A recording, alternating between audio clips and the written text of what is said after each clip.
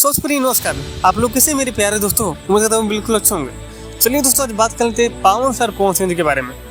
उनका 9 अगस्त को गाना आया, सारेगामा हम भोजपुरी चैनल है, जिस गाने का नाम है काशी में शिवशंकर। आज हो गया 24 अगस्त, यानी गाने को टोटल 15 दिन हो चुके हैं। 15 दिन में कितना लाइक मिला, कितना कमेंट मिला, कितना अब तक व्यू क्रॉस किया है, कितना नंबर पर ये गाना ट्रेंड कर रहा है। अभी भी ये गाना सुपर हिट किया या सुपर फ्लॉप हुआ है, सारी जानकारी देंगे आपको डिटेल में। आप वीडियो में बना रहना। बहुत पहले बात करते हैं ट्रेंडिंग का।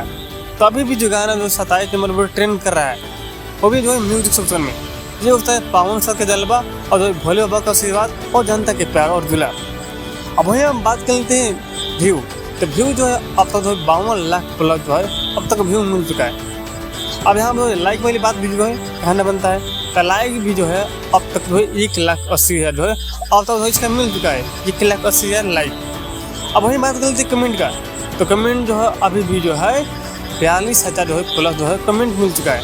ये होता है जनता के प्यार और आशीर्वाद। और आप भी चाहते हैं पूरा डिटेल में जानकारी, तो आप जाइए चैनल सब्सक्राइब कीजिए और वीडियो को लाइक कीजिए।